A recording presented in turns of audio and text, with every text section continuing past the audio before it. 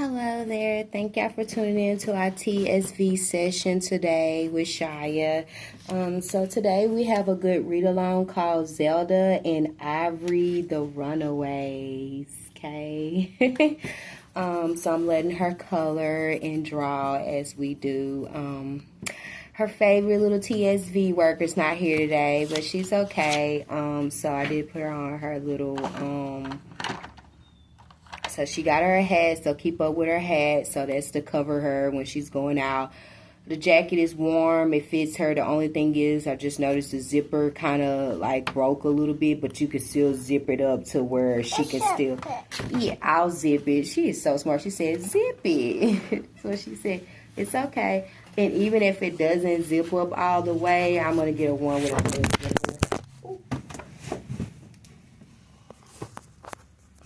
I apologize, y'all. I forgot the charger was in there a little bit, so that's what made it difficult. It fell down. Okay, it's pretty charged for right now. Sorry about that. So yeah, we're not gonna draw on the table, okay? Stay on paper. So the zipper I noticed a little broke because I did get it from, like I said, Goodwill, but like I said, it does fit her. She do have a hat. And she do have a nice, comfortable outer hat. But she also got a hood. So she got a better hood and it fits her. So at least that's good for now. And I may get her another one that the zipper worked better. Didn't know the zipper wasn't working that well. But it doesn't matter. It fits her. It's appropriate. It's very comfortable. It's bubbly. It'll get her through the winter. And also, like, her hat, cover up on her head, because I noticed they didn't have a hat. Also noticed that she didn't have her bag today, so I can't put her little things she worked on. Hold on, let me get you a bigger sheet.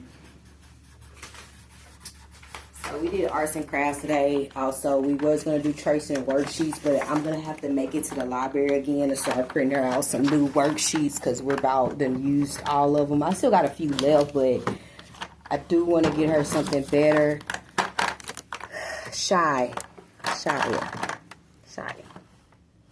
She likes to do a lot on her own, and that's her problem too. It also can be her biggest blessing, but it also can be a problem because she doesn't like to ask for help.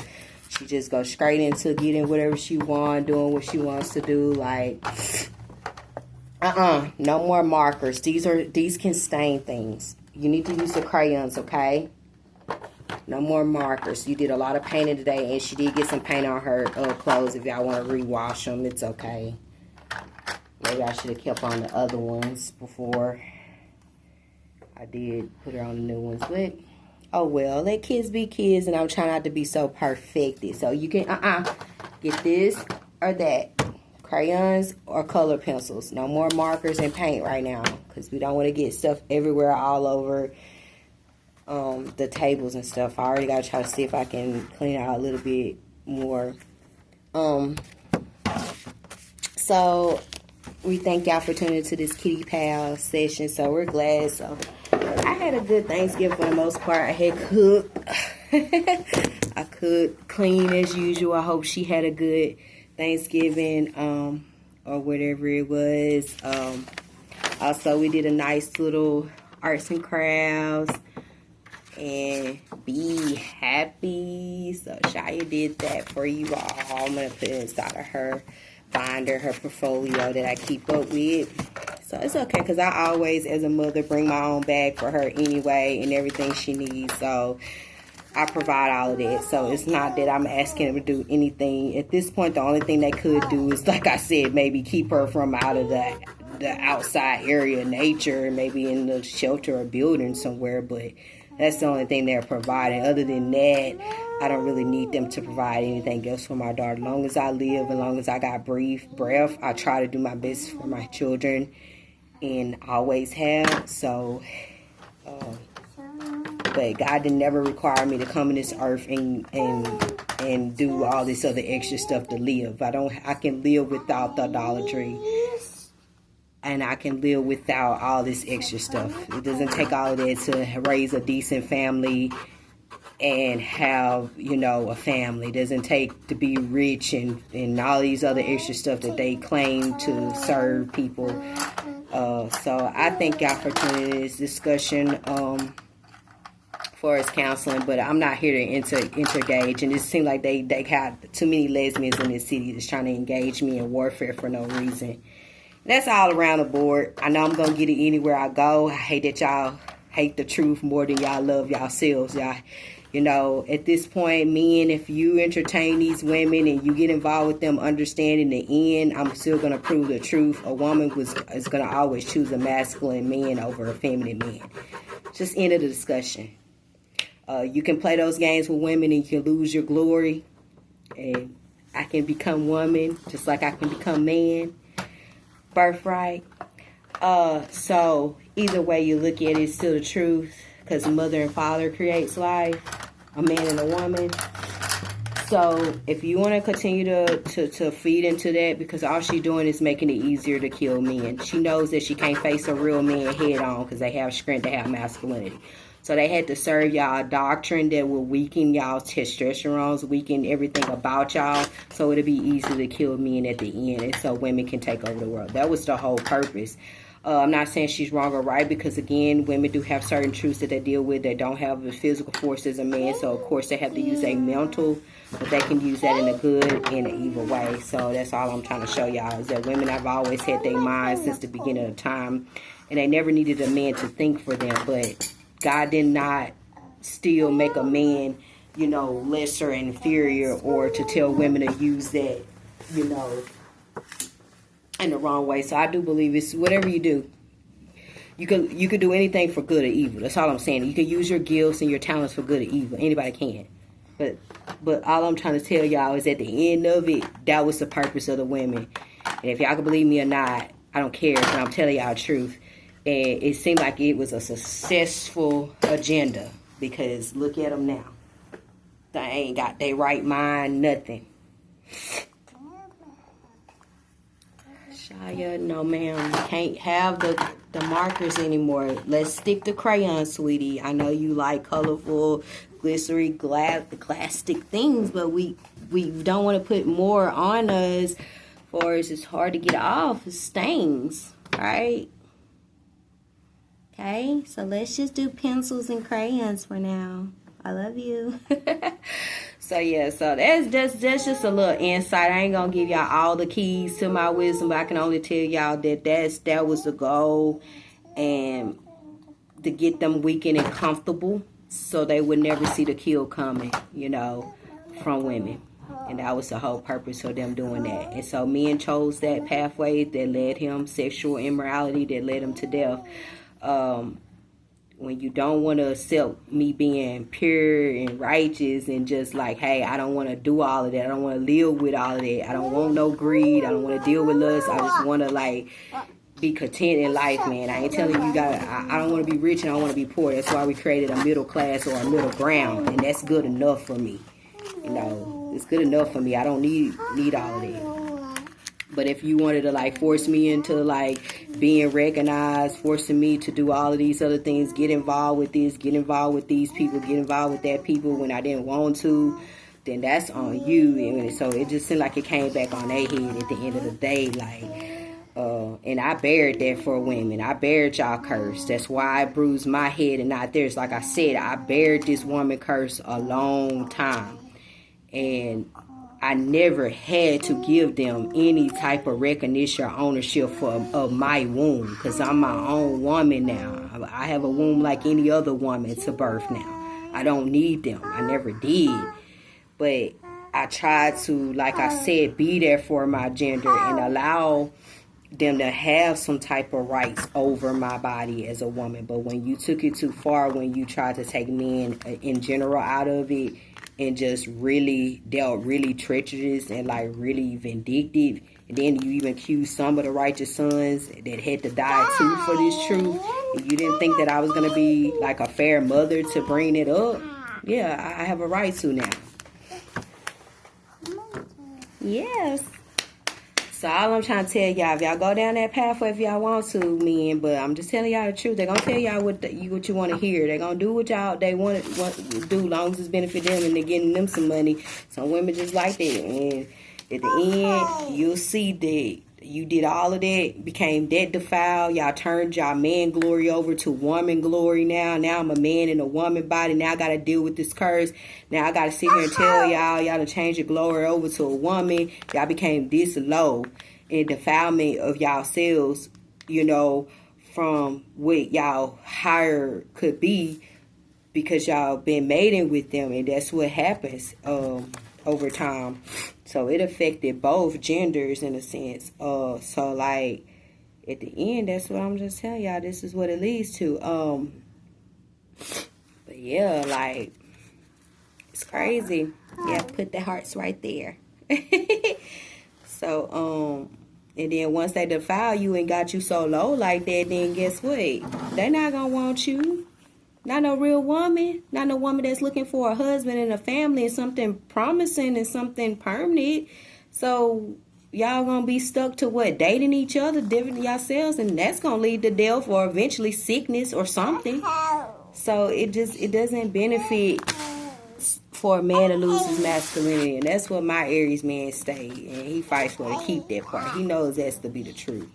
I know it's for a woman to keep my femininity. I know that'll always be the truth. Like, I'm not finna turn over myself. Just because I'm dealing with a cursed inner, don't mean I gotta walk around and be looking like a man or acting like a man just because I'm dealing, you know, with my father's truth along with my mother. That don't mean I have to change myself over to that. So no, I'm gonna still carry myself feminine. If you, but that's the symbolization of why it says I'm the wife. I don't teach men and men. I'm saying that men had a share in a birthright, and also they had extended within the women right their body, and that's how I became from black to different spectrums. It became to be bliss, you know, because at the end of the day, my form going to always remain. I'm going to always remain a woman in form, of course. But all men weren't dumb, that's all I can tell you. And all of them wasn't illiterate. And all of them wasn't tainted by women.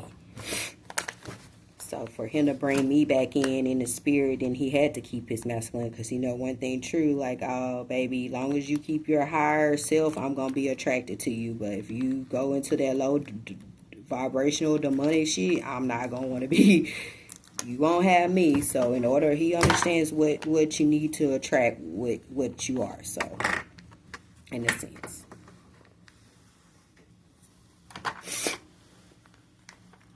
Hey there, lovely. You don't listen, do you? Sometimes it's okay not to, huh? Hey, when it's the right way thing. Sometimes you don't listen to everybody now. What do you got? There. All right. So let's start the program. All right. So let's start our reading. Thank y'all for letting me get that out. That's all I got to say. I'm not trying to offend nobody. I'm just letting y'all know the truth. And may that bless you all, and maybe help with a little warfare, and maybe that the souls can find the light again. Here you go. All right, so are you ready to start our Zelda and Ivy, the Runaways? What, sweetie? Why are you crying for no reason? You've been doing that sometimes. I think you're really having flashbacks, and it's okay. Or has somebody been telling you no? Huh? Is that what it is? Some people been telling you no? Okay, here. Just be careful, okay? All right. Okay.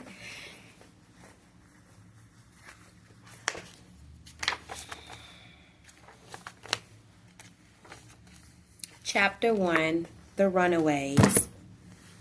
Dad's making cucumber sandwiches for lunch, said Ivory. Not again, said Zelda. That's it. I'm running away. Zelda stuffed her lucky jewel, PJ blanket, writer's notebook, and an extra pair of socks into her suitcase. I'm coming too, said Ivory. She packed her Princess Miami dolls, PJs, yes, PJs, tea sets, and goldfish cars. Zelda marched across the backyard. Ivy followed.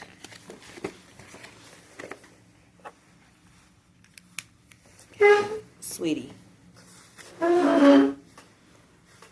Where is the yellow one at? Huh? What'd you do with the yellow? Yeah. I got the pink one. What do you do?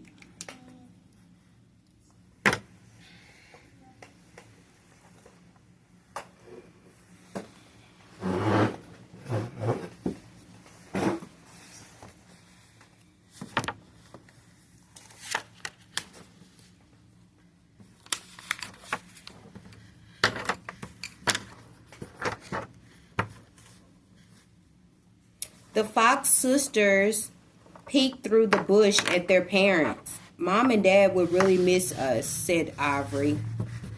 Yes, said Zelda. They'll be sorry they made us cucumber sandwiches. I'm a little hungry, said Ivy. We can't give in, said Zelda, or we'll be eating cucumber sandwiches for the rest of our lives. Ivy filled her teapot from the garden hose and peeked in the window. They don't seem to be missing us, she reported. It may be, or it may take a while, said Zelda. Lucky you brought your cards. Zelda and Ivy played 14 hands of goldfish. Still, their parents did not come looking for them. Okay, this all, Mama. Come on now. Stop changing. There you go. I wish we had cookies, said Ivy. Be tough, said Zelda. We may have to sleep here tonight. The Fox sisters put on their PJs and waited for dark. To pass the night, they decorated the edge of the blanket with pussy willow puffs. They figured out their names backwards. Liz and Wava. They wrote a 2-chapter book about a worm named Philip. When they finished, they heard, or they could hear, their parents talking and laughing in the kitchen. We should have left a note, said Ivory. Pretty soon, salsa music drifted out the window. I bet they're dancing, said Ivy. I sure love to dance. Oh, all right, Ivy, said Zelda. I don't want you to feel left out. Let's go home. The Fox sisters packed up their stuff. Okay, scurried back across the lawn.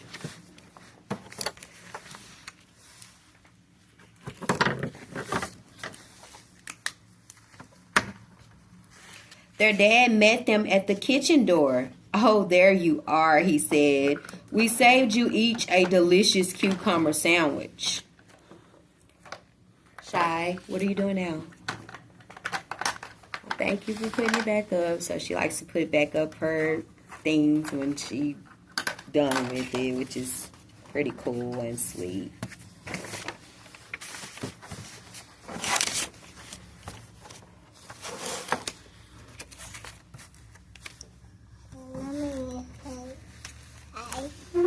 Okay, sweetie, you can put the stickers on there.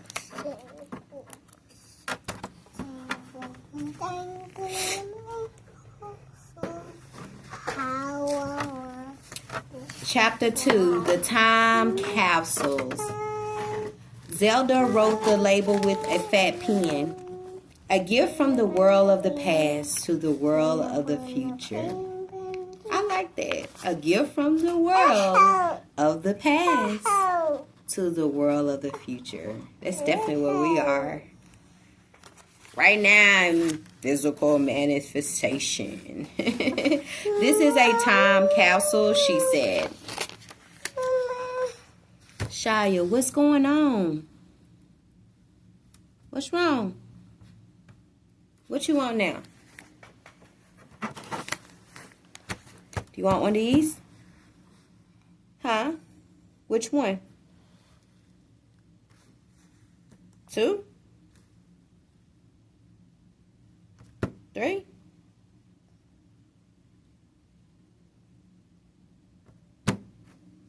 Okay.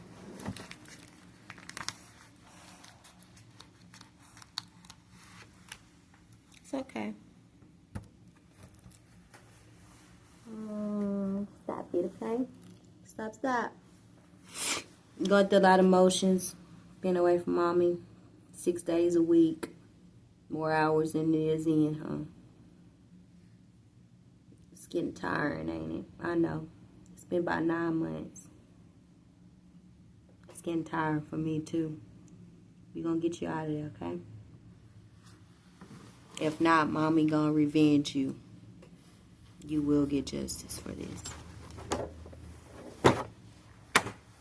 I don't mind going to go lay down or do whatever I got to do, as long as justice be served at the end of the day.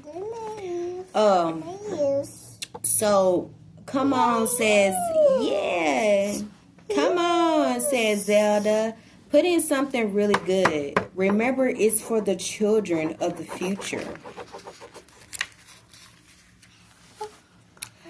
Ivy signed, she hugged Princess Mammy and added her to the box. Zelda buried the time capsule under the cherry tree. Later that day, Ivy sat on the swing and drew circles in the dark or dirt with her paw. If only I had Princess Mammy or Mimi, I could play castle. Inside the house, Zelda worked on her piano, a recital piece. If only I had my lucky jewel, I could get the crossover hands part, or like the crossover hands part. Outside, Ivy could stand it no longer, or could not stand it no longer. She dug up the time capsule and pulled out her doll. Then she noticed the box was empty. Ivy heard a noise in the bushes. She stuffed Mimi back into the box. The bushes rustled again. Out stepped Zelda. Where, right? Or what are you doing? Just checking on Princess Mammy. Mammy. Ivy admitted. She took a deep breath. Zelda, your lucky jewel is missing. Zelda narrowed her eyes. I might have had to borrow it back for my piano recital. Ivy opened the box again. I need Princess Mammy back too, or Mimi back too. Zelda nodded. Let's put it in our worm book. Now that I think of it, I'm sure the children of the future would preserve or prefer a good story, which the children of the future would enjoy our good story. Say Gen Alpha. I'm thinking about making me some shirts, so I need to like get customized, see if they'll send me a shirt, but I might get some things customized for Gen Alpha. I'm gonna put like Gen Alpha. Say Gen Alpha.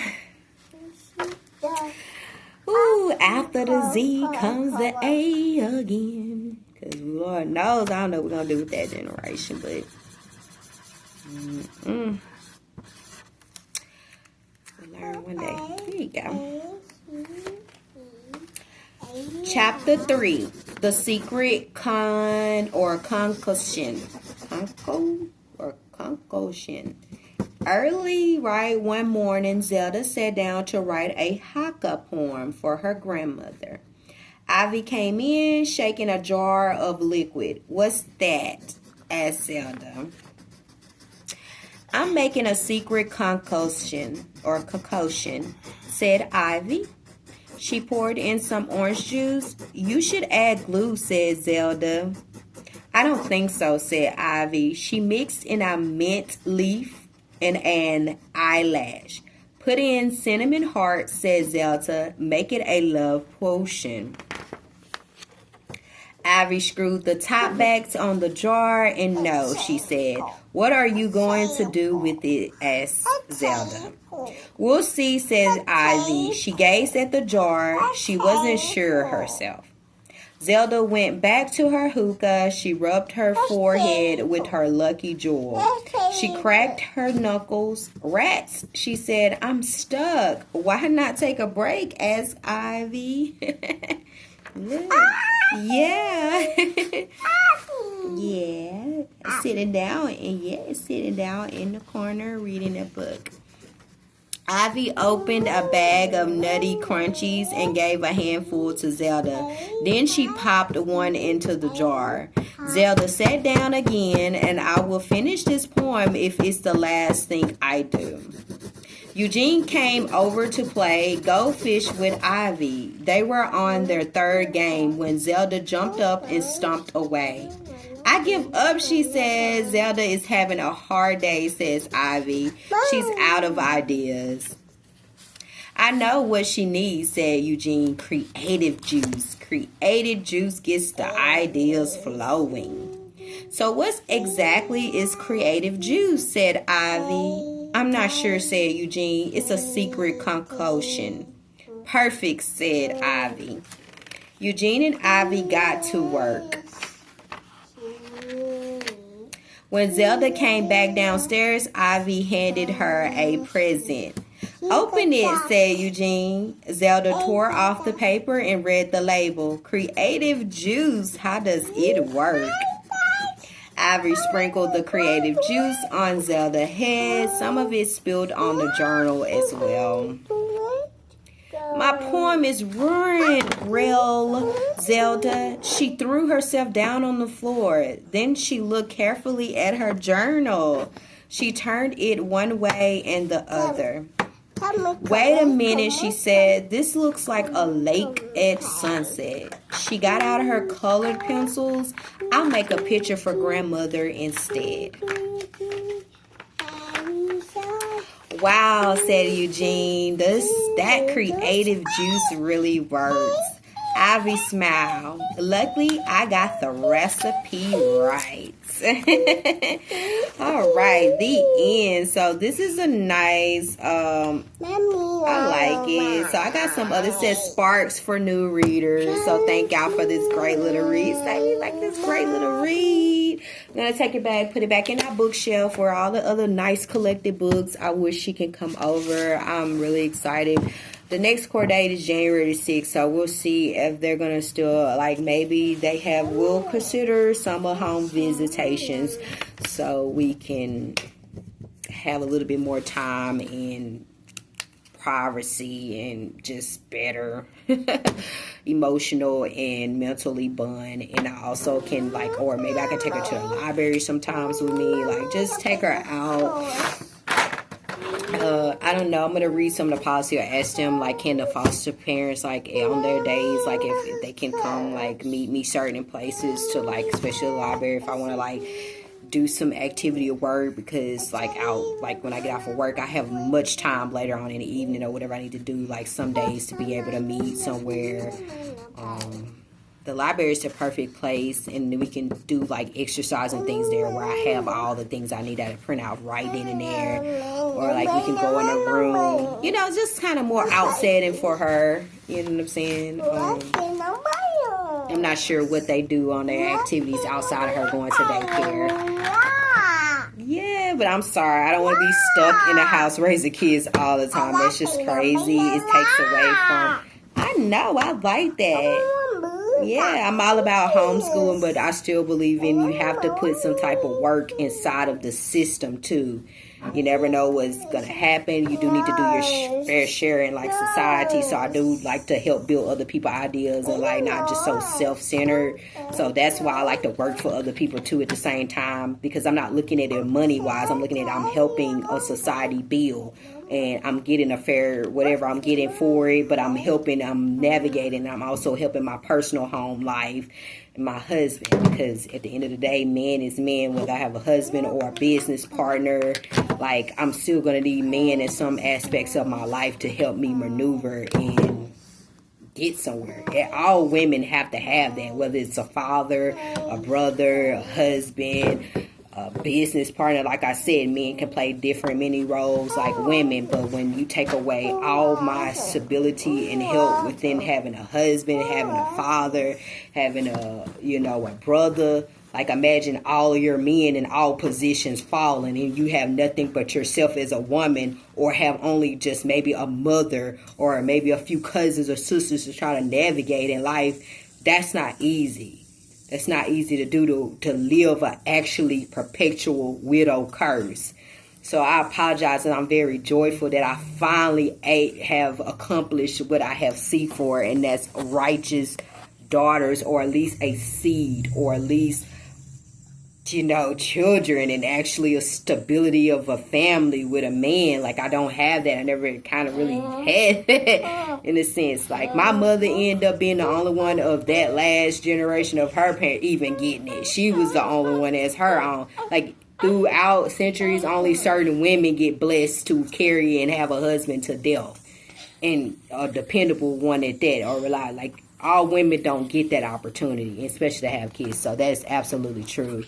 I'm not happy, I'm joyful. Know the difference. Happy is maybe more gay wise. I'm joyful. Straight. Pure light. I don't fake it. This is really me. So I'm not happy. That's kind of fake to me. Like, people be trying to pretend to be happy. I'm not happy. I'm joyful. Joyful, very spirited. Not as positive all the time that I can be, because I know there's negative things that I have to deal with, and sometimes I am going to have to tell it how it is, and maybe have a little mug or something. But for the most part, I keep my spirit up. I never sell it. I never let people let me get rid of it. There's nothing that they can do to take that part away from me. And damn sure can't take my soul away from me.